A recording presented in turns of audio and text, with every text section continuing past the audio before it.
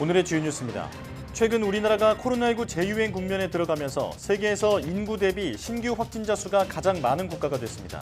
지난 12일 기준 우리나라의 인구 100만 명당 하루 확진자 수는 981명으로 인구 50만 명 미만의 일부 소국을 제외하고 세계 최다를 기록한 것으로 나타났습니다.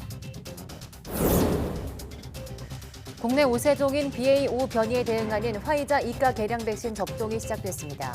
전임상 실험에서 BA.4-5에 대한 감염 예방 능력이 초기 바이러스 기반 백신보다 2.6배 높은 것으로 나타나 겨울 재유행의 돌파구가 될 것으로 보입니다. 대입 수능 시험이 이번 주 목요일로 다가온 가운데 시험장으로 사용되는 전국의 모든 고등학교가 원격 수업으로 전환했습니다. 수능 당일에는 영상의 기온으로 한파는 없지만 일교차가 크고 미세먼지 농도가 높아질 가능성이 있습니다. 핵 연료봉이 들어있는 원전 내부 구조물의 해체 연습을 실제처럼 할 수 있는 시뮬레이터가 개발됐습니다. 수중 절단 환경을 그대로 구현한 시뮬레이터 덕분에 작업자는 2차 폐기물 발생을 최소화한 다양한 절단 방법을 연습할 수 있습니다. 사람의 관절을 모사해 빠른 드럼 연주를 하는 로봇부터 보행을 돕는 가벼운 웨어러블 로봇까지 로봇의 응용 분야가 다양해지고 있습니다. 더 자연스럽고 정교한 모습으로 일상 속에 성큼 다가온 로봇들을 사이언스 투데이가 만나봤습니다.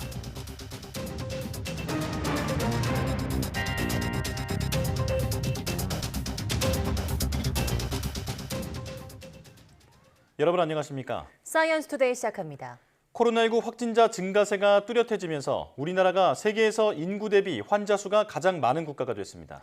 국제 통계 사이트 아워 월드인 데이터 집계를 보면 지난 12일 기준 한국의 인구 100만 명당 하루 확진자 수는 981명으로 인구 50만 명 미만의 섬 국가를 제외하고 세계에서 가장 많았습니다. 이어 타이완과 그리스, 홍콩, 키프로스, 일본 등이 뒤따랐습니다.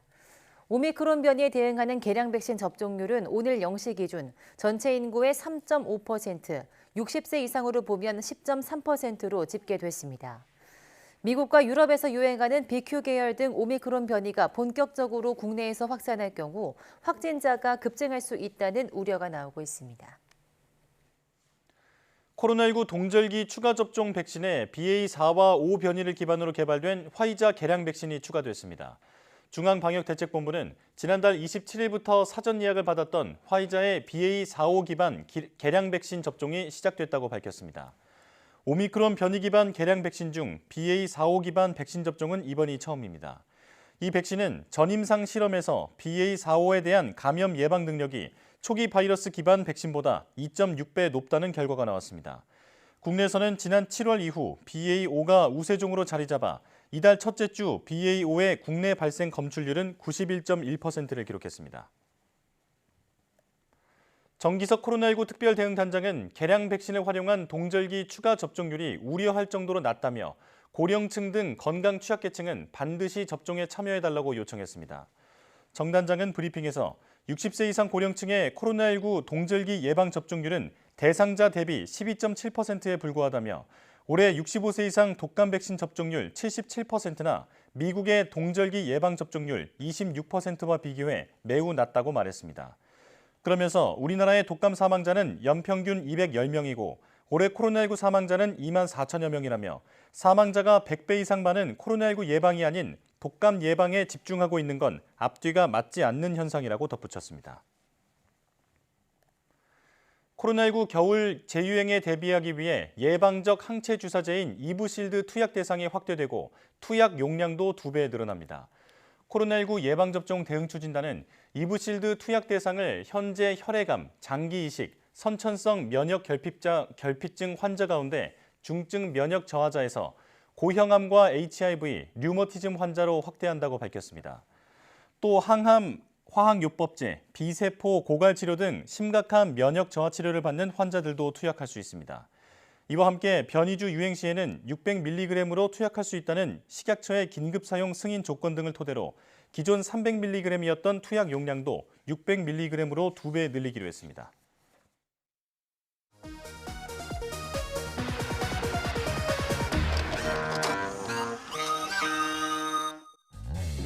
학년 공부에 그 결실을 이뤄야 되는 상태이기 때문에 눈물도 날 것 같고요. 겪어봤으면 좋겠어요. 진짜 다들 고3은 겪어봤겠지만. 실력 폭발하라는 다이너마이트와 수류탄 옆. 수능 시험에서 독립이라는 콜라캔 모양의 저금통. 합격 통지서 속옷은 수험생 이름을 적어 선물하도록 고안됐습니다. 어머니께서요 시험 볼 때 잘 찍으라고요 선물해 주신 거예요. 어떤 학생들은 이 승용차의 엠블렘 가운데 S자를 떼내 부적처럼 갖고 다니기도 합니다. 1년에 단 한 번뿐인 수능 시험 날의 진풍경은 올해도 어김없이 이어졌습니다. 긴장과 추위를 교문 밖에 털어버리라는 후배들의 신나는 율동. 지금 새벽 3시 반부터 나와서 응원하고 있거든요. 수능 만점! 대박이야! 다백점 만점! 입실 마감 시간을 10여 분 남겨둔 시간. 어디? 중앙도 다리 따고 그러니까 허리 잡아 허리. 자식을 시험장 안으로 들여보낸 부모의 마음은 수험생보다도 더 간절합니다. 다른 사람도 못 푸는 거 자기도 못 풀 거니까. 교육방송을 통한 듣기 시험은 안테나를 조금만 움직여도 제대로 들리지 않는 경우가 많았습니다. Are you ready? Yeah. Let's go.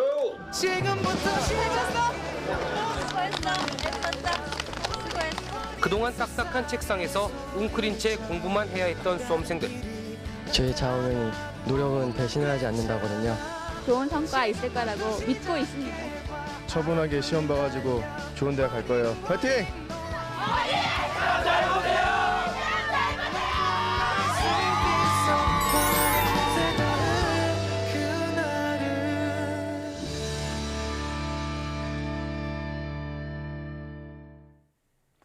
수능 시험장으로 사용되는 전국의 모든 고등학교가 원격 수업에 들어갔습니다. 네, 대학 수학 능력 시험이 다가오면서 수험생들의 막판 컨디션 관리가 중요한 시점인데요. 얼마 남지 않은 기간 무엇에 챙겨야 할지 김연아 기자가 알려드립니다. 수능이 임박한 지금 가장 중요한 건 몸 상태를 좋게 유지하는 겁니다.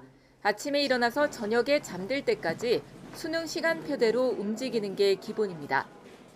원격 수업이 시작됐으니 등교 시간이 줄었다고 아침잠을 늘리는 것도, 조바심이 난다고 잠을 줄이면서 무리하게 공부하는 것도 모두 독이 됩니다. 수능 날을 그냥 보편적인 하루로 만드는 게 실제로 시험 결과를 훨씬 좋게 할 수 있는 방법 중에 하나거든요. 튼튼하고 젊으니까 하루 정도는 못 자도 충분히 할 수 있을 거야 라는 생각을 갖고 긍정적으로 시험에 임하는 게 좀 더 중요하겠죠.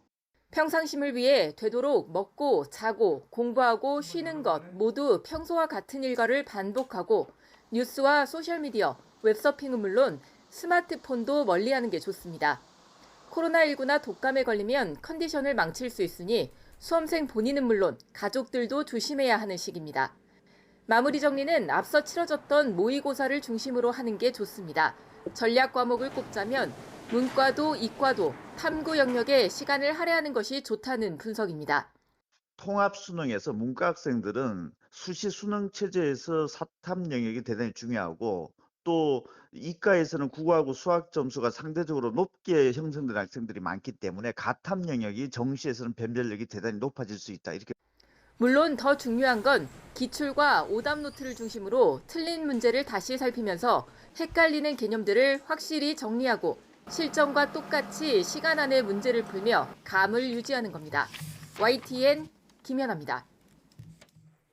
네, 수능일인 이번 주 목요일 입시 추위는 없겠지만 일교차가 크게 나겠고 미세먼지 농도가 높아질 가능성이 있어 주의가 필요합니다. 기상청은 대학 수학 능력 시험이 예정된 이번 주 목요일 전국이 대체로 맑겠고 기온도 예년과 비슷하거나 높아 입시 추위는 없겠다고 밝혔습니다. 다만 아침 기온은 5도 안팎, 한낮 기온은 15도 안팎으로 대부분 일교차가 10도 이상 크게 날 것으로 보입니다. 특히 국내외 오염 물질이 축적되면서 미세먼지 농도가 나쁨 수준까지 오를 가능성이 있어 수험생들은 호흡기 질환 등 건강관리에 대한 각별한 주의가 필요할 것으로 보입니다. 국내 당뇨병 환자가 최근 5년 동안 연평균 5% 이상 증가하고 있고 환자 가운데 95%가 중년과 노년 환자로 나타났습니다. 국민건강보험공단이 세계 당뇨병의 날을 맞아 공개한 자료를 보면 지난해 당뇨병 진료 인원은 356만여 명으로 5년 전보다 24.3% 증가해 연평균 증가율은 5.6%로 나타났습니다. 지난해 당뇨병 진료 인원을 연령대별로 보면 40세에서 64세 사이 중년기가 48.7%로 가장 많았고 65세 이상 노년기가 46.6%로 다음을 차지하며 40세 이상이 95% 이상이었습니다. 당뇨병은 생활습관과 유전, 환경적 요인 등 복합적 인자로 발생하는데 심근경색과 뇌졸중, 당뇨발, 말기신부종 등 합병증을 불러오기 쉽습니다. 날씨가 추워지면서 병원을 찾는 치질 환자가 늘고 있습니다. 네, 혈관 질환인 치질도 기온이 내려가면 증세가 악화하는 경우가 많은데 특히 3년 만에 송년회가 예상되는 연말 술자리 과음을 조심해야 합니다. 기정훈 기자입니다. 72살 이황우 씨는 최근 치핵 제거 수술을 받았습니다. 얼마 전부터 통증이 심해져 수술까지 받게 됐지만 치질 증세가 처음 생긴 건 수십 년 전입니다. 20살도 되기 전 생긴 증세를 그냥 지낼만 하다고 여태껏 넘겨온 겁니다. 지금마냥 의학적으로 치질이니 뭐니 이랬었으면 벌써 치료를 했죠. 그런데 그런 게 아니고 밑살 나오는 수도 있다. 어른들이 그랬었거든. 그러고 뭐 그렇게 불편한 게 없으니까. 치질은 대표적 만성질환이지만 날이 추워지면 증세가 악화돼 병원을 찾는 사람이 늡니다. 지난해만 봐도 9월에 7만 1,000명 수준이던 치질 환자는 12월엔 13% 만 명가량 늘었습니다. 건강보험이 지출한 요양급여 비용 역시 치질은 12월이 9월에 비해 20% 정도 더 많습니다. 추위에 민감한 혈관 질환인데다 겨울에 신체 활동이 줄기 때문입니다. 방학 등을 이용해 치료받으려는 사람이 많고 연말에 느는 술자리도 영향이 있습니다. 특히 올해는 사회적 거리두기 해제로 3년 만에 송년회가 대폭 늘 것으로 예상됩니다. 술 자체가 그 항문에 있는 혈관의 염증 반응을 일으켜서 치질 증상을 더 악화시키는 그런 경향이 있고 또 한 가지는 이제 술을 과도하게 드시게 되면 이제 배변하는 패턴이 바뀔 수가 있습니다. 설사를 많이 하신다든지 아니면 대변을 할 때 이제 과도하게 힘을 줘야 되는 그런 상황이 생길 수 있기 때문에 전문가들은 치질 예방엔 무엇보다 배변 습관이 중요하다고 입을 모읍니다. 스마트폰을 보며 오래 앉아 있는 건 절대 금물이고 배변 시 지나치게 힘을 주는 것도 좋지 않습니다. 차가운 장소나 딱딱한 의자에 앉는 것을 피하고 따뜻한 물로 좌욕을 하는 것은 도움이 됩니다. YTN 기정훈입니다.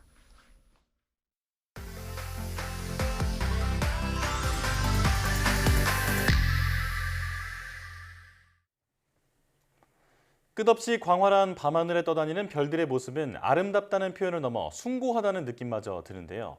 그런데 이 찬란한 우주의 모습을 직접 카메라에 담아보겠다는 생각은 해보지 않으셨나요? 네, 천문과학자의 영역으로 멀게만 느껴지는 천체 사진이지만 의외로 우리 일반인들도 DSLR 카메라나 심지어 휴대폰으로도 촬영이 가능하다고 하는데요. 오늘 별소리 다 듣겠네에서는 천체 사진에 대한 이야기 자세히 들어보겠습니다. 함께 보시죠. 안녕하세요. 10번째 별소리를 전해드리게 된 전영범입니다.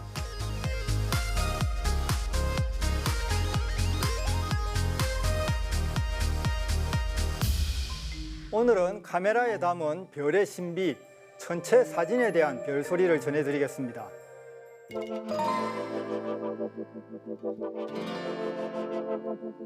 네, 우선 천체 사진이나 일반 사진이나 원리는 같습니다. 단지 천체 사진은 보통 어두운 대상을 찍기 때문에 노출 시간이 길어서 찍는 동안에 이 카메라가 흔들리지 않게 삼각대 같은 고정 장비가 필요합니다. 밤하늘 별은 하루 한 바퀴씩 돌고 있는데요. 이 별들을 삼각대로 고정해서 찍으면 조금씩 흐르게 되겠죠. 하지만 움직이는 천체를 완전히 정지된 상으로 찍기 위해서는 별을 추적하는 망원경이 필요합니다. 어찌되었든 결국 초점을 잘 맞추고 적당하게 노출을 해서 찍으면 상이 나오니까 일반 사진 촬영과 원리는 똑같은 셈입니다.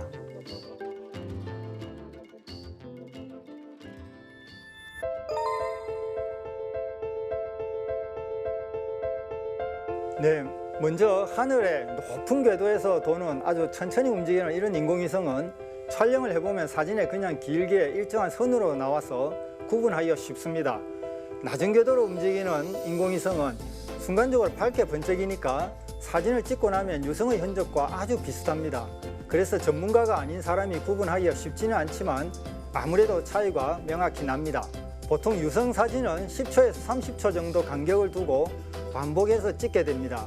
그러면 시야 범위 내에서 번쩍이는 유성이 어느 영상이든 한 장에 담기겠죠. 여기서 유성의 번쩍이는 시간은 워낙 짧아 궤적이 2장 이상에 걸쳐서 찍히는 경우는 없다고 보시면 됩니다. 하지만 위성은 번쩍이는 시간이 길어서 2장 이상에 걸쳐서 찍히는 경우가 많습니다. 또 위성의 밝기는 대칭적인 모양을 이루는데 유성의 밝기는 비대칭적인 모양을 만듭니다. 마지막으로 또 하나 뚜렷한 차이는 바로 색인데요. 인공위성은 거의 단색으로 단순하지만 유성은 녹색이나 노란색 또는 붉은색 등이 같이 섞여 있는 경우가 많습니다. 이렇게 밝기, 색 등으로 위성과 유성을 구분할 수가 있습니다. 네, 아무래도 전체 사진은 어두워서 컬러를 한꺼번에 찍으면 어두운 부분이 정밀하게 잘 드러나지 않는데요. 보통 3가지로 찍는데 필터로 특정 파장 대역을 분리해서 찍고 그걸 합성해서 컬러를 만들면 전체의 특별한 색을 강조해서 보여줄 수 있습니다. 그래서 3색 컬러 합성이라는 말을 사용하기도 합니다. 우주에는 수소가 가장 많은데 수소 가스가 에너지를 받아 빛을 내면 붉은색을 띱니다. 이 색상이 우주에 가장 많을 수밖에 없죠. 그리고 산소나 질소, 황 등의 원소에서도 색을 만드는데요. 이들에 특화된 필터를 사용하면 이들 원소의 분포도 알 수 있습니다. 이들을 모아서 컬러로 합성하면 비록 자연스럽진 않아도 전체의 구조를 잘 볼 수 있는 사진이 되기 때문에 이러한 컬러 합성 과정을 거치게 되는 것이죠.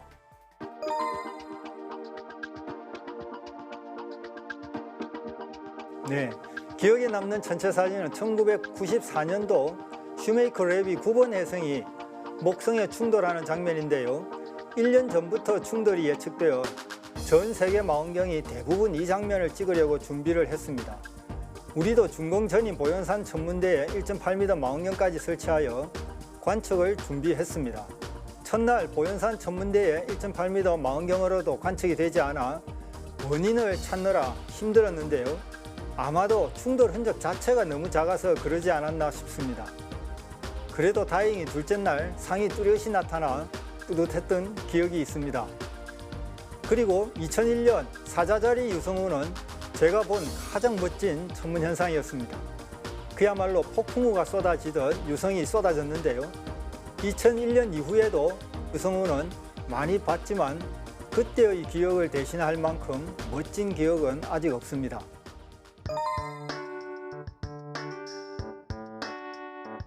네, 보통 기술적으로 찍기 어렵고 완성도가 높은 그런 전체 사진이 좋은 점수를 받고 기억에도 많이 남습니다.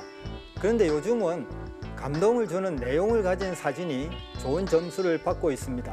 올해는 지상의 풍경과 밤하늘을 잘 어울리게 담은 사진이 특히 많았는데요. 그 중에서 소녀가 기원하는 모습에 대기 월식 사진을 중첩해서 찍은 사진이 특히 기억에 남습니다.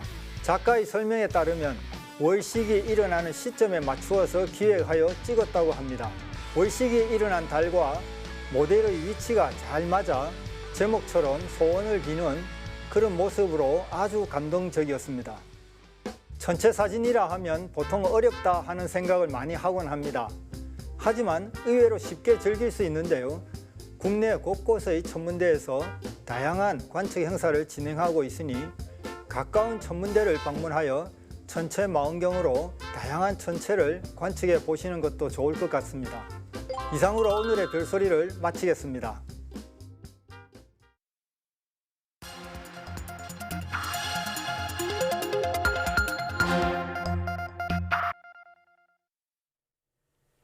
다양한 분야의 과학 이슈를 과학 기자의 시각으로 집중 분석하는 사이언스 취재파의 시간입니다. 네, 오늘은 양회영 기자와 함께하겠습니다. 어서 오세요. 안녕하세요.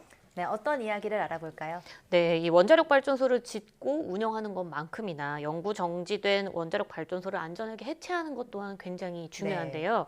이 특히 핵 연료봉이 들어있는 이 방사능 수치가 아주 높은 내부 구조물은 해체에 고도의 기술이 필요합니다. 그런데 국내 연구진이 원전 해체를 위한 절단 연습을 실제처럼 할 수 있는 시뮬레이터를 개발했다고 해서 제가 취재를 다녀왔는데요. 네. 오늘은 이와 관련한 자세한 이야기 나눠보겠습니다. 네, 원전이 짓기도 어렵지만 사실 방사능 우려 때문에 해체하기도 아주 까다롭다고 알고 있는데요. 그렇다면 원전을 해체하는 과정부터 설명해 주시죠. 네, 이 수명을 다한 원자력 발전소 총 5단계에 걸쳐서 해체 작업을 진행하게 됩니다. 네. 이 5단계는요, 해체를 준비하고 제염을 한 뒤에 절단, 폐기물 처리, 그리고 환경 복원 이렇게 총 5단계로 구분을 할 수 있습니다. 네, 본격적인 원전 해체에 앞서서 먼저 계획을 세우고 또 주변 환경 영향을 평가해서 해체를 준비하는 과정이 우선적으로 필요하죠. 이 원자로를 냉각시키는 5년 동안 해체 공정과 안전성을 평가를 하고요. 그리고 또 표면 온도를 측정하는 등 이 환경 영향 평가를 통해서 해체 계획을 세우고요. 또 그리고 규제기관, 그러니까 원자력 안전위원회의 인허가를 받는 과정을 거치게 됩니다. 이렇게 해체 준비를 마치게 되면 이 제염 과정, 본격적인 해체에 들어서는데 제염을 제일 먼저 거칩니다. 이 제염은 오염이 가장 심한 원전의 1차 개통을 대상으로 먼저 방사능 오염 물질을 제거를 하고 또 경남 용기나 건물 등 시설 표면의 오염을 제거하는 과정을 말하고요. 그 다음 단계가 바로 절단입니다. 이 오염이 적은 설비부터 시작을 해서 원자로 경남 용기 또 내부 구조물 등을 제거하는 경납 건물 철거 과정이 이루어집니다. 이렇게 절단을 하고 철거를 하면 그 다음 뭘 해야 되냐? 폐기물을 처리해야겠죠. 이 제염과 해체 과정을 통해서 발생한 이 방사성 폐기물을 모양별로 분류하고 또 처리하고 방사능을 저감시킨 후 안정화된 상태에서 방사성 폐기물로 처분하는 과정을 거치고요. 이 마지막으로 환경 복원을 남게 됩니다. 이 해체 후의 부지에 얼마나 잔류 방사능이 남아있는지 측정을 한 다음에 평가를 한 결과에 따라서 부지 복원 후에 그 부지를 다른 용도로 재사용하는 과정이 있습니다. 이렇게 원자력 발전소 하나를 해체하는 데는 15년 이상이 걸린다고 합니다. 네, 원전 해체 과정이 5단계로 정말 복잡하고 15년이라고 하니까 정말 오래 걸리는 것 같은데요. 우리나라 원전 해체 기술이 현재 어느 정도입니까? 네, 우리나라도 원전 해체 경험이 아예 없는 건 아닙니다. 한 번 이제 2번 정도 있는데요. 이게 소형 연구용 원자로 트리가 마크 2와 트리가 마크 3를 해체한 경험이 있습니다. 하지만 실제로 대형 원자력 발전소 해체 경험은 우리는 없는데 이 대형 원자력 발전소를 해체한 경험이 있는 나라는 미국과 독일, 일본, 스위스 이렇게 4개뿐이고요. 현재 전 세계 연구 정지된 원전이 한 200여 기가 됐는데 실제로 해체가 완료된 원전은 21개에 불과하다고 합니다. 이 4개 국가에서 이 해체를 했던 원전 해체 방식도 원자로 내부에 작업자들이 직접 들어가서 해체를 하는 전통적인 방식으로 해체를 했습니다. 이 소형 원자로이기는 하지만 우리나라도 원전 해체 경험 자체는 있다고 볼 수 있기 때문에 이 소규모 저방사능 시설에 대한 해체 기술은 이미 확보한 상태로 볼 수 있고요. 정부는 지난 2015년에 이 원전 해체 관련 상용화 기술 58개, 또 핵심 기반 기술 38개 등 이제 총 96개의 원전 해체 기술을 확보해야 한다 이렇게 밝힌 바 있었는데요. 최근 정부가 지난해까지 관련 핵심 기술 개발은 이미 완료한 상태다 이렇게 밝힌 바가 있고요. 하지만 개발이 완료된 기술들은 이 실제 현장에 적용하기 위해서 실용화 혹은 또 고도화 또 현장 검증 등의 단계를 아직 거쳐야 한다고 합니다. 갈 길이 좀 남았군요. 지금 국내에는 영구 정지된 원전이 2개가 있는데 고리 1호기 그리고 월성 1호기 아닙니까? 이 두 원전은 지금 어떤 상태입니까? 네, 말씀하신 대로 현재 우리나라에 영구 정지된 원전 2개죠. 고리 1호기랑 월성 1호기요. 하나씩 살펴보면요. 이 1978년 상업 운전을 시작한 국내 첫 원전 고리 1호기는 원래 2007년에 설계 수명이 끝났습니다. 그리고 수명을 10년 더 연장을 했는데 지난 2017년 6월 국내에서 처음으로 영구 정지를 결정이 됐습니다. 또 1982년 가동을 시작한 월성 1호기는 2012년에 설계 수명이 끝난 뒤 한 차례 수명 연장을 했는데요. 이후 크고 작은 고장, 또 설비 결함 등으로 가동률이 떨어지게 되자 지난 2019년 12월 설계 수명 10년을 연장한 거를 채 끝내기도 전에 조기 폐쇄가 결정이 됐습니다. 이 정부는 고리 1호기 연구 정지를 결정을 하면서 이를 통해 원전 해체 산업을 육성하겠다고 밝힌 바가 있는데요. 고리 1호기의 연구 정지가 결정된 지 5년이 지났거든요. 지금은 한수원이 작성한 고리 1호기의 해체 계획서는 아직 원자력 안전위원회에서 전문가 심사를 진행 중이어서 해체 승인을 받지 못한 상태라고 합니다. 네, 그럼 연구 정지된 월성 1호기 해체 작업은 현재 어떻게 진행 중입니까? 네, 이 월성 1호기의 해체의 경우에도요. 이 세계에서 처음으로 시도되는 중수로 원전 해체라고 합니다. 네. 원래 중수로 원전 종주국이 캐나다인데 물론 캐나다에도 일부 원전들은 이제 가동을 중단한 상태로 되어 있습니다. 하지만 원전 내부 방사능 농도를 일정 수준 이하로 떨어질 때까지 한 60년 이상 기다리는 지연 해체 방식을 캐나다가 선택을 했거든요. 그래서 한수원이 만약 월성 1호기를 해체하면 세계 첫 중수로 해체 사례가 되게 됩니다. 이렇게 됐을 때 그 한수원은 월성 1호기 해체에 디지털 트윈 기술을 적용하겠다라고 밝혔는데요. 아직 해체 계획서가 제출되지 않은 상태이기 때문에 구체적인 기술은 밝혀진 바가 없습니다. 또 이와 별개로 정부는 내년부터 2030년까지 총 3천여억 원을 투입해서 원전 해체에 적용할 수 있는 기술 개발을 추진한다는 계획을 밝혔는데요. 이 원전 해체 경쟁력 강화 기술 개발 사업이라는 이름으로 지난 6월 예비 타당성 조사가 통과했기 때문입니다. 이 과기정통부는 이미 확보한 원전 해체 기술을 실증 검증해서 현장 기술로 고도화시키고 또 방사성 폐기물 분석, 또 전문 인력 양성 등 이 기반 기술 구축을 하는데 총력을 다하겠다고 했고요. 또 원전 해체 기술 경쟁력 강화를 위해서 맞춤형 기술 개발도 지속하겠다고 밝혔습니다. 자, 이렇게 왜 원전 해체가 어려운 건지 그리고 연구 정지된 두 곳의 원전 해체 계획은 어떻게 진행되고 있는지 알아봤는데 이번에 취재한 내용이 그 앞서 말씀해 주신 원전 해체 5단계 중에서 첫 단계인 그 해체 준비 과정에 필요한 시뮬레이터라고요? 네, 맞습니다. 한국기계연구원이 개발한 수중 환경에서의 원전 해체 훈련용 시뮬레이터입니다. 이 원전 내부 핵 연료봉이 있는 곳은 이 붕괴열 때문에 사실 핵 연료봉을 물속에 담아둡니다. 이게 경수로 원전 방식인데요. 이렇게 물이 가득한 내부 구조물 안에서 이 구조물 벽면을 해체를 하려면 수중 절단을 꼭 해야 하고 이때 이 수중 절단 기술과 수중 절단 방법들을 논의를 미리 해야 합니다. 이번에 개발된 시뮬레이터는 이러한 수중 환경에서 절단 과정을 진행을 할 때 실제로 어떻게 결과가 나오는지 이런 것들을 실제와 아주 유사하게 훈련할 수 있는 시스템이라고 보시면 되는데요. 이 레이저의 출력과 벽면의 두께, 또 강도 이런 실제 데이터 값을 토대로 해체 작업에서 원전 구조물이 어떻게 절단될지 이 물리적 현상까지 이 시뮬레이터가 반영을 했다고 합니다. 네, 그렇다면 이 원전 해체를 훈련하는 시뮬레이터가 이번에 처음 개발된 걸까요? 그렇진 않습니다. 지난 2015년에 원자력연구원에서 개발한 원전 해체 훈련용 시뮬레이터가 있긴 했습니다. 그런데 이 기존 시뮬레이터는요, 그래픽 위주로 동작이 구현이 돼 있어서 실제 절단을 할 때 발생하는 물리적 현상을 구현하지 못했다고 하는데요. 이게 무슨 말인지 와닿지 않으니까 좀 더 제가 쉽게 설명을 해보면요. 기존 시뮬레이터에서 벽면 절단을 시도하면 절단했다라는 결과가 그냥 바로 도출이 됐습니다. 하지만 벽면의 두꺼운 곳을 자를 때 레이저의 세기가 만약 너무 약했다면 완벽히 잘리지 않았을 거고요. 반대로 레이저의 세기가 너무 세다면 절단면이 넓어지면서 2차 폐기물량이 급격히 늘어날 수 있습니다.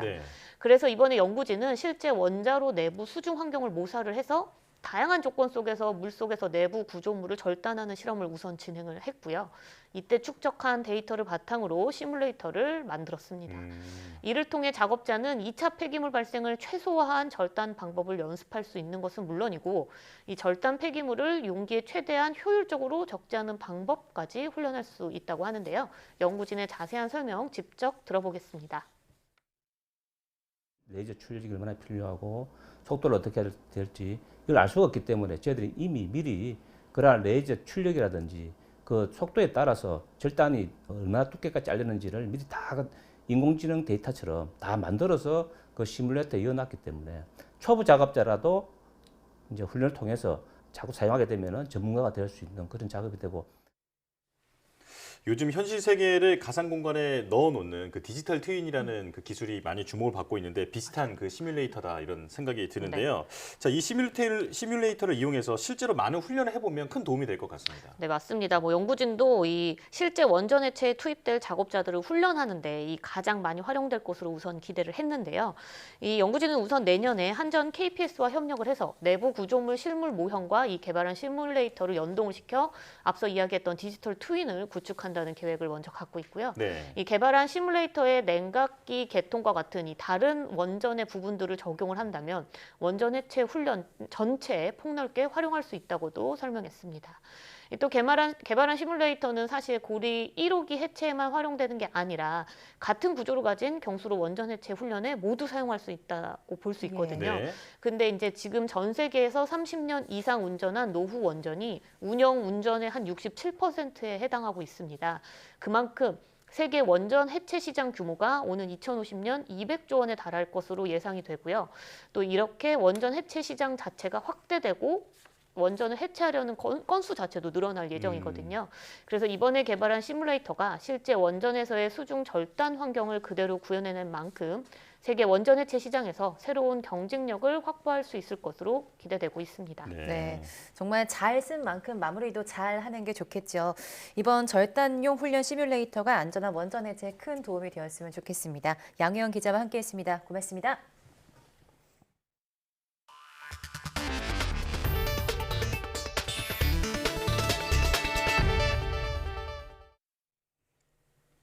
로봇은 헬스케어와 문화 콘텐츠 등 다양한 분야에 응용될 수 있는데요. 네, 로봇의 인공지능과 가상현실 등 첨단 기술이 더해지면서 더 자연스럽고 더 인간을 닮은 로봇으로 변모하고 있습니다. 성큼 진화한 로봇들을 이성규 기자가 만나봤습니다. 음악이 들리자 로봇이 리듬에 맞춰 경쾌하게 드럼 연주를 시작합니다. 사람의 관절을 모사한 골격 구조를 적용해 다른 드럼 로봇과는 달리 아주 빠른 연주도 할 수 있습니다.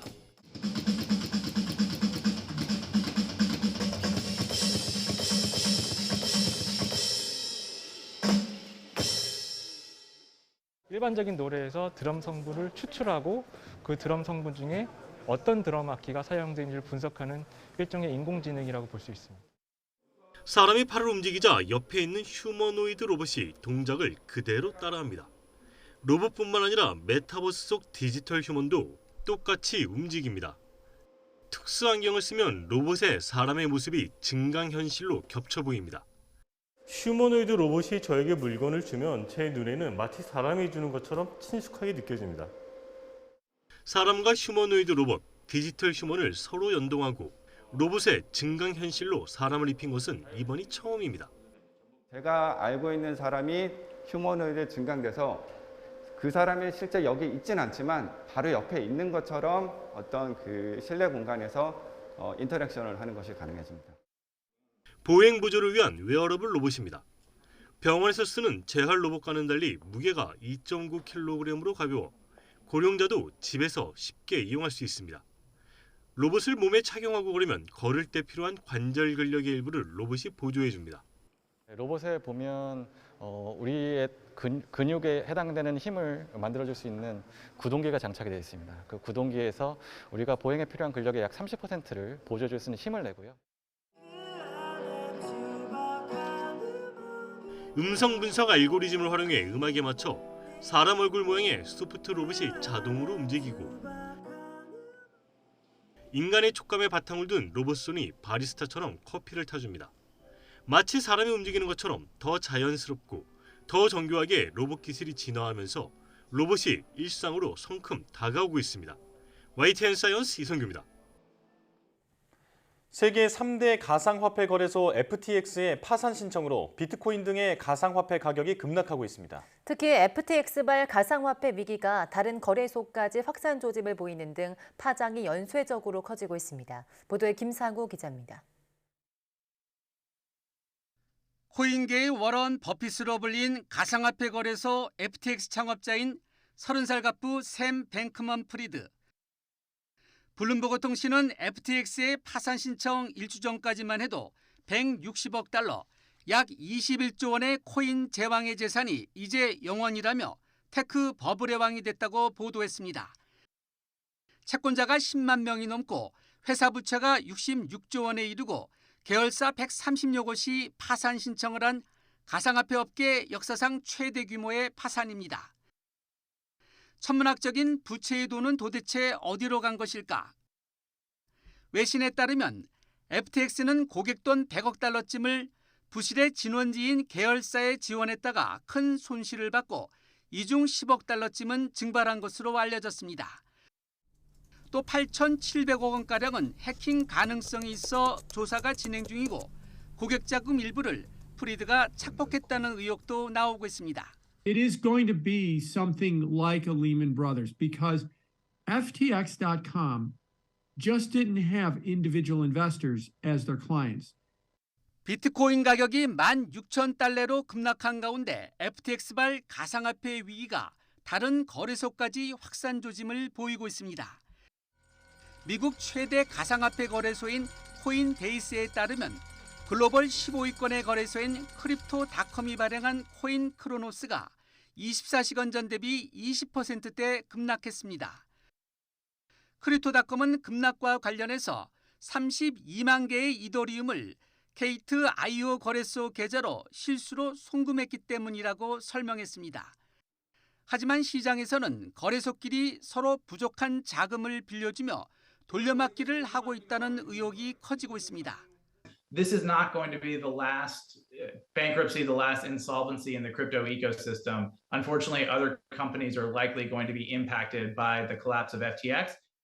미 법무부와 증권위원회가 FTX 사태 조사에 착수한 가운데 FTX 본사가 있는 바하마 당국도 FTX와 자회사 등의 위법 행위 여부를 조사하고 있다고 밝혔습니다. YTN 김상호입니다. 어식 100세, 물고기를 먹으면 100살까지 살 수 있다는 말인데요. 기름값 상승 등으로 생선을 공급하는 어민들의 어려움이 이만저만이 아닙니다. 김범한 기자가 명품 굴비의 고장 영광 수협 미판장에 가서 어민들의 이야기를 들어봤습니다. 채 동이 트지 않은 시각, 명품 굴비의 원조, 참조기 위판이 시작됩니다. 매일 같은 경매사의 눈빛과 역동적인 손놀림이 아침을 깨웁니다. 한 상자에 100만 원이 넘는 참조기를 차지한 소비자의 얼굴에 웃음이 가득합니다. 지름이 잘잘 흐르고 노란기가 많고 배가 넙떡하면서도 이거는 다 모양새 보고 참조기라고 알거든요.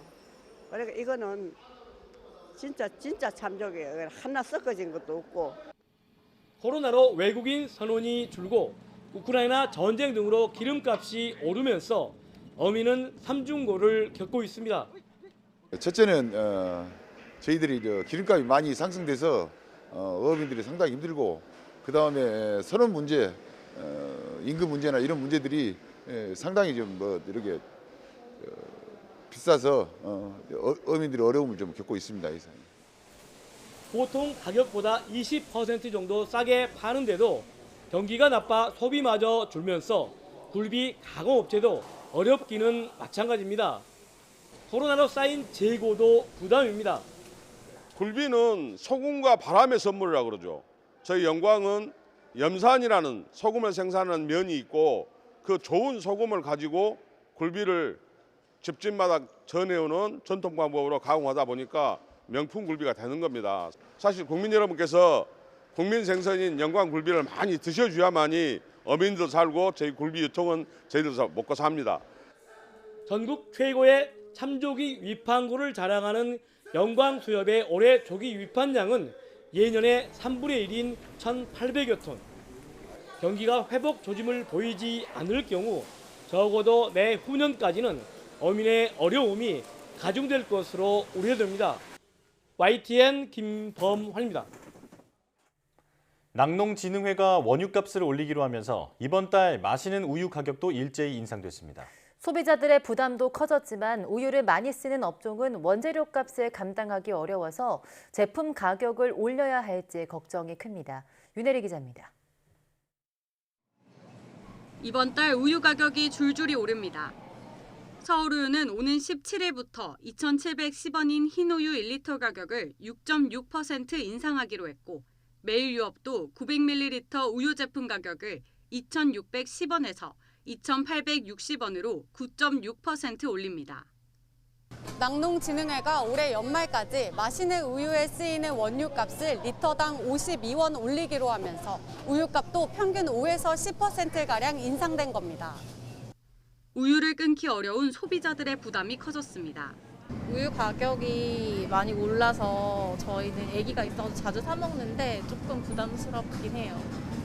그럼요. 부담되지. 우리 같은 나이 있는 사람들은 한 푼이라도 적게 쓰려고 그러잖아요. 우유를 많이 쓰는 대표적인 업종인 카페 사장들도 당장 커피 가격을 올려야 할지 고민입니다. 올해 초 수입 원두 가격이 올라 가격을 한 번 인상했는데 납품받는 우유 가격까지 오르면 치솟는 원가를 더는 감당하기 어려운 수준입니다. 원두 가격이 한 20% 정도 인상이 됐고 또 다른 부자재 가격도 많이 인상이 됐거든요. 근데 원유까지 또 인상이 된다고 하면 저희는 좀 이거를 제품 가격에 반영을 해야 되나 아니면 이대로 또 끌고 가야 되나. 전국 카페 사장 협동조합은 이번 우유값 인상이 커피 음료 제품의 전반적인 가격 인상으로 이어질 수 있다며 소비자 가격 인상 한도를 최소한으로 해달라는 호소문을 냈습니다. 원두 가격 상승했을 때는 버티고 버텼었는데 이번 우유 가격 상승으로 인해서 전국의 모든 카페가 가격 인상을 고려할 수밖에 없는 지금 불가피한 상황으로 지금 치닫고 있는 거죠. 올해 상반기 스타벅스와 투썸 플레이스 등 주요 커피 업체들은 이미 음료 가격을 100원에서 400원가량 올렸고 지난달 가격 인상을 잠정 보류했던 이디야 커피는 연내 인상 시기를 다시 조율하고 있습니다. 원유값 인상이 우유는 물론 유제품과 전반적인 커피 가격까지 끌어올리게 되면 서민들의 생활 물가 부담은 더 커질 수밖에 없습니다. YTN 윤혜리입니다. 국내 미술 시장이 경제 불황 여파로 올 하반기 들어 완연한 하락세로 돌아섰다는 분석 결과가 나왔습니다. 한국미술품감정연구센터가 내놓은 올해 3분기 미술시장 분석 보고서를 보면 올해 7월에서 10월 국내에서 진행된 8차례 미술품 경매 낙찰 총액은 총 366억 7천만 원으로 지난해 같은 기간보다 약 62% 감소한 것으로 나타났습니다. 이는 최근 3년간 3분기 낙찰 총액과 비교하면 가장 낮은 수준입니다. 센터는 시장이 위축된 요인으로 불황에도 버텨낼 수 있는 메가 컬렉션 경매가 없고 불안한 시장을 버텨낼 수 있는 안전자산으로 인정받을 블루칩 작가군이 한정돼 있기 때문이라고 분석했습니다. 인구 감소세가 확산하면서 우리나라가 지방 소멸을 넘어 지역 소멸 시대에 진입했다는 분석이 나왔습니다. 산업연구원은 전국 228개 시군구 대상 인구 변화를 조사한 결과 소멸 우려 지역이 50곳, 소멸 위험 지역은 9곳으로 파악됐다고 밝혔습니다. 소멸 위험 지역은 인천 옹진군을 제외하면 모두 비수도권이었지만 소멸 우려 지역에는 가평군과 연천군, 강화군과 부산 서구, 울산 동구 등 수도권과 광역시가 포함됐습니다. 산업연구원은 인구 감소세가 비수도권을 넘어서 수도권과 광역시로 확산하면서 지방 소멸이 아닌 지역 소멸 시대를 맞고 있으며 인구 감소에 따른 비수도권 경제 침체가 국가 성장의 발목을 잡고 있다고 진단했습니다. 우리나라에서는 대마라 하면 부정적인 이미지가 적지 않은데요. 요즘엔 산업용으로도 활용되고 있습니다. 네, 산업용 대마 규제 자유특구가 생긴 이후에 식품이나 의료용 물질로 빠르게 변신을 꾀하고 있는 대마 이야기를 오점곤 기자가 전해드립니다. 경북 안동 시내에 있는 8층짜리 빌딩. 건물 6층으로 올라가 봤더니 키가 큰 식물을 키우고 있었는데 우리가 보통 마약류로 알고 있는 대마입니다. 물론 연구용인데 대마 규제 자유특구인 안동에서도 처음으로 실내 스마트팜 재배 성공한 건물 안 재배시설입니다. 네, 우리나라에서 대마는 마약류로 분류되어 있기 때문에 당국의 허가를 받아야만 대마를 재배할 수 있습니다. 그래서 재배 장소에 대한 출입도 엄격하게 통제되고 있습니다. 대마 주요 성분 중에 진통작용이 있는 CBD라는 물질과 환각작용이 있는 THC가 있는데 이 물질 때문에 대부분의 나라에서 마약류로 지정되어 있습니다. 다만 환각물질이 없는 대마 C나 성숙한 줄기 뿌리 등은 식품이나 산업용으로 사용되고 있습니다. 대마 종자 그 껍질은 왜 안 되냐면은 THC 환각 성분이 집중되어 있기 때문에 안 되는 것이고, 씨앗은 그것은 이제 THC 성분이 거의 없기 때문에 사용 가능하다라는 것입니다. 그래서 껍질을 벗겨낸 씨, 즉 햄프 씨드를 주로 사용하는데 그냥 먹거나 기름을 짜서 섭취합니다. 주로 환자들이 다 많이 먹죠. 아, 어떤 환자들이 혹시? 뭐 주로 염증 쪽에 옳다는 사람, 혈압 쪽이라든지 몸이 건강치 못하는 사람들이 많이 먹어요. 또한 대마를 활용한 화장품도 선보였는가 하면 최근에는 대마가 들어간 맥주나 막걸리가 출시되는 등 다양한 산업에서 대마 활용이 시작됐습니다. 대마와 같이 농산업에 잠재된 무궁무진한 잠재력을 발굴하고 지원하는 데 함께 노력하고 있습니다. 특히 정부가 치료용 대마 성분 의약품의 수입과 국내 제조를 허용하는 방향으로 법률을 개정하겠다고 밝히면서 의료용 대마 연구 개발도 활기를 띠고 있습니다. YTN 오점곤입니다.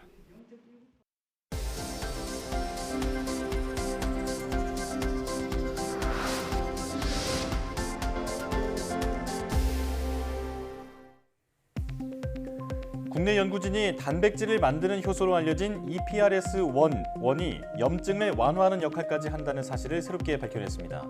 한국생명공학연구원 연구팀은 EPRS-1 효소가 없는 생쥐는 그렇지 않은 생쥐보다 폐혈증과 염증성 장질환에 걸렸을 때 면역 기능이 떨어져 생존율이 낮았다고 밝혔습니다. 또 연구 결과 EPRS-1 효소가 염증을 억제하는 신호 전달 경로를 활성화하고 항염증 물질 분비를 촉진하는 것을 확인했다고 설명했습니다. 연구팀은 이번 발견이 염증성 질환의 진단과 치료 기술 개발에 활용될 것으로 기대된다고 말했습니다. 국내 연구진이 0.02나노미터 수준의 크기 차이를 가진 기체 분자를 마치 체에 거르듯이 분리할 수 있는 분리막을 개발했습니다. 서강대 이종석 교수팀은 머리카락 두께 500만 분의 1에 해당하는 0.02나노미터 차이의 에틸렌과 에탄 기체 분자를 분리할 수 있는 나노 입자를 개발하고 이를 이용한 분리막 제작에 성공했다고 밝혔습니다. 연구팀은 새로 개발한 분리막은 기존보다 약 87% 성능이 향상됐으며 대면적화도 용이해 기존 에틸렌 생산 공정에 활용한다면 에너지 소모량은 물론 환경오염 문제도 줄일 수 있다고 설명했습니다. 국내 연구진이 쉽게 늘어나는 웨어러블 소자에 적용할 수 있는 신축성 인쇄 전자회로기판을 개발했습니다. 카이스트 강지영 교수팀은 초음파를 이용해 고분자 지지체 내에서 액체 금속 입자들을 조립해 전도성 네트워크를 만들어 신축 과정에서 저항이 변하지 않는 전극을 개발했다고 밝혔습니다. 연구팀은 개발한 전극을 이용해 자유롭게 형태가 늘어나는 인쇄 회로기판을 만들었는데 기존 배선 회로와 비슷한 수준의 낮은 전기 저항을 가지면서도 10배까지 늘렸을 때도 저항이 거의 변하지 않는 것을 확인했습니다. 이번 연구 결과는 국제학술지 사이언스 표지 논문에 실렸습니다. 전기차 폐배터리를 태양광 발전 설비에 적용하면 경제성이 있다는 연구 결과가 나왔습니다. 울산과학기술원 임한권 교수팀은 80% 정도 사용하고 폐기하는 전기차 배터리를 태양광 발전용 에너지 저장 시스템인 ESS에 적용할 경우의 경제성을 분석하고 폐배터리의 최적 가격을 분석했다고 밝혔습니다. 분석 결과 태양광 발전 사업에 지급되는 국가 보조금이 최대 $100라고 가정했을 때 보조금이 $60 미만일 때는 전기차 폐배터리의 경제성이 나오지 않았습니다. 또 폐배터리의 가격은 남은 수명이 5년일 때 보조금에 따라 1메가와트시당 약 321만 원에서 최대 8천만 원까지 최적 가격이 됐는데 이는 투자 회수 시간이 길어질수록 보조금이 줄어들수록 증가했습니다.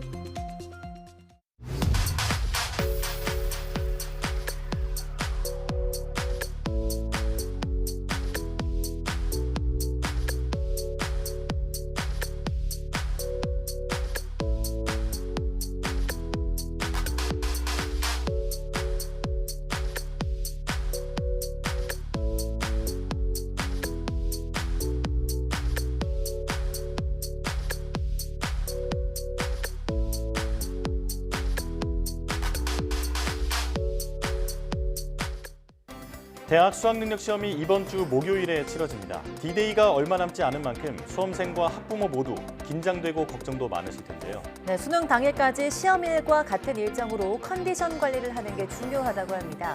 최근 코로나19는 물론 호흡기 바이러스도 유행하고 있는 만큼 건강 관리도 잘 해주시기 바랍니다. 네, 뉴스 마치겠습니다. 함께해 주신 여러분 고맙습니다.